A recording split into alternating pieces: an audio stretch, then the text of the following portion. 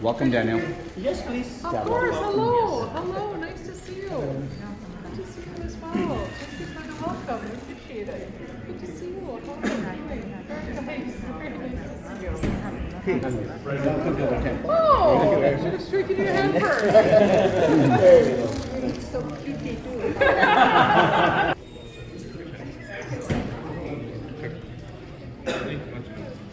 Are we good? Good. There's a lot of cameras up still. Thank you. How are you? Welcome. Nice to see you. Hello, and how are you? Good to see you. Hello, how are you? Good to see you. To tell you about our society. Our society started back in 1987 in a small community center, catering to about 100 people. Just a small meeting place for all the community get together and make do some religious prayers. But now, with support of our volunteers, our board members, with our sponsors and all other associated organizations, Bharatiya culture has grown into a meeting place of Hindu community, new immigrants, and all other communities. We welcome all communities here. We have a lot of friends who are from non-Hindu families. They come here and visit us, and we have a good time here. Celebrations, studying, discussing, and preparing Hindu spirit. This is the main core that with society got started, but right now we are doing much more than this. It's not only about religion right now. We are engaging all the newcomers here first, and we have even network here of people who are doing their own businesses. They give them a small meeting place. We engage them in all the activities that they need to learn and then support them in the way we can.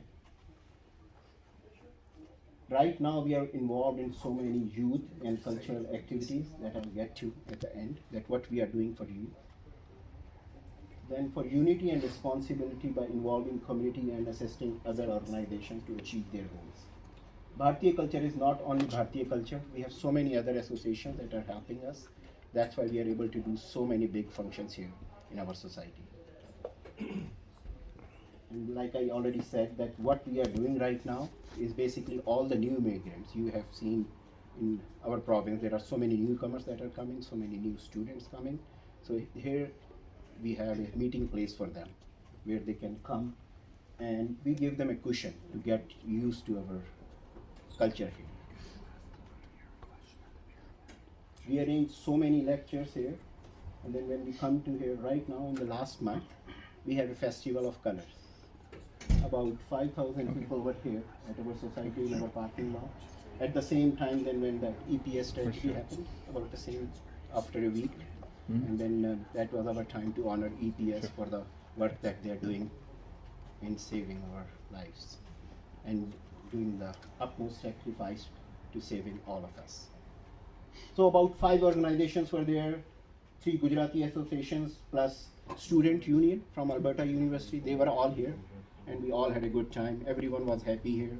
Lot of food, lot of color, lot of dancing. We definitely miss you there at that time. Stay the same each year, or is it a different day each year?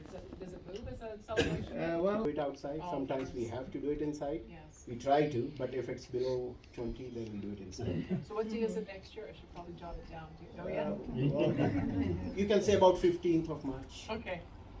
But we'll send you the formal email. We won't do it indoor. Okay, so and in February we actually did Mahashivratri celebration performances. They are student of old Spona here, born and brought up here in Edmonton, and they are able to learn the Hindi language, and they are doing all the activities right there. And that was so nice of this country, this province, that people are getting used to this country, plus they can still have, including me. So now this is a function that we are showing you. It's called Karwa Chauth. Hindu, Sikh, all the ladies gather here, do the fasting, and then we have to do about 5 groups at least to accommodate everyone. And then plus we go live on Facebook, Telus, and YouTube. That are fixed, and then there's Easter dates that were fixed. Just New Year Day. So, Do you celebrate the same year? I went to the Nepalese Wow. New Year's and it's 2080. well, New Year Day was a big function here too, I can tell Oh, you yeah. that. Nice. On January 1st, it was Sunday, Yeah. and we were busy right now since starting at 9 a.m. and it went till 9 p.m. People want to come on the day one. Some senior activities, some youth activities, and yoga studio. The way we have designed it, that we can use that area. It's not a child care center as per se, it's a child development. Non-profit spaces that, No, it's not. that would be wonderful. And that's all from my presentation. But if you have any more questions, I'll be very happy to. Or we all are very happy to answer. Excellent. Have you got that one scoped out yet, your facility? How much it would cost? Well, we don't have the price right now because after COVID we kind of stopped there. But Estimated more than 1.5 million, 2 million. about 2.5. Yeah. 2.5. Yeah, we began this project actually about 3 years ago. Conceptual drawings were drawn probably even longer than that. And the idea is ideally to make it a 3 or 4 story building attaching to the main temple, where they can offer multiple activities for various age groups. And if they're looking at about 15,000 square feet or 20,000 square feet, you're looking at about $2.5 million, give or take. Well, if you've got Naresh helping you, then you know how to navigate through the culture grants. Yeah, See no, fit. definitely. Yeah, we've actually done during our the organization's initial days. Yeah.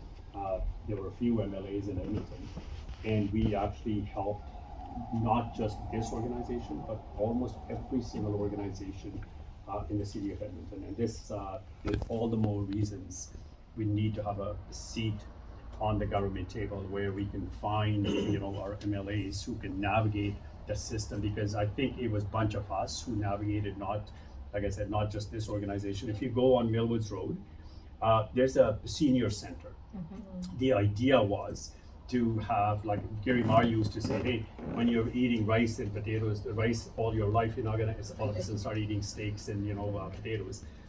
Build something which is conducive for our cultural communities, and that was the intent. Of course, we actually, myself and Peter Sandu and others, we had a meeting with Jeff Johnson and committed 11-point-some million dollars, and actually presented the check just before 2015 election. Oh, gee. Yeah, so too bad we weren't there, but the fact is that is some of the stuff where our local elected officials. Suggest that in this, our government has a really big priority on mental health supports and the kind of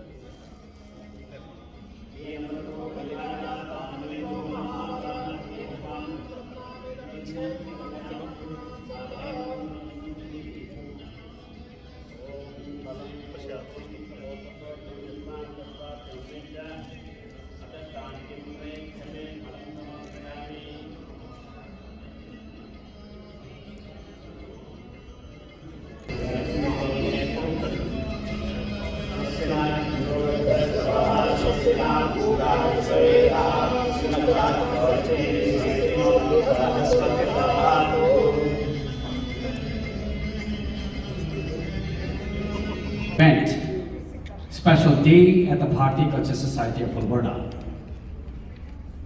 And this is our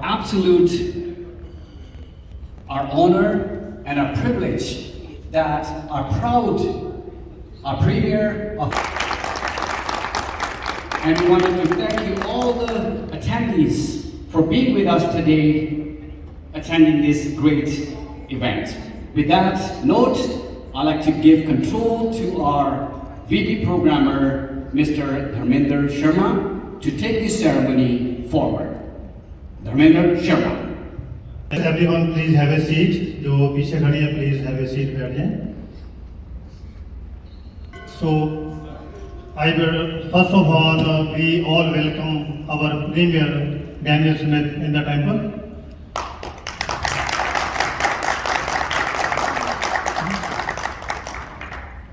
And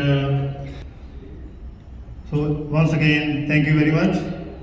Now I will pass on my mic to our President, Mr. Arvind Adi. Remember your time. All of you are waiting for Premier to say something, to address you. So let's invite Premier, Honorable Daniel. To be here today. I'm here with a number of my team, of course. We have Naresh Bharadwaj, who is the former MLA, who was kind enough to help tell me a little bit about the history of the community in this amazing building and the future plans, along with President Arvan and Rama. We also have members of our team that I hope will be able to take your interest forward in the after May the 29th, Ranjit Bath and Ramanathwal, Amrit Nadaru and Joseph Angeles. And I'm here with, of course, with my friend Happy Man, who assists us in connecting with many different cultural communities, both in here in Edmonton as well as around the province. And I'm delighted that you shared with me some of your traditions when I arrived today. Thank you so much for doing that. I appreciate it. It is really a blessing to stand here among all of you at what I am told is the largest Hindu temple of Western Canada. And I acknowledge and pay my respect to each person in the community for being outstanding and helping and being part of this country in its overall growth. It's so inspiring to know that this temple has been in existence since 1987, so 36 years now.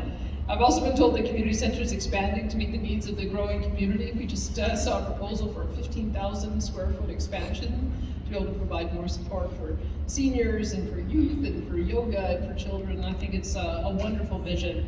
I'd like to congratulate the families of those early founders and everyone who has given their time, their soul, and their earnings to bring this place together.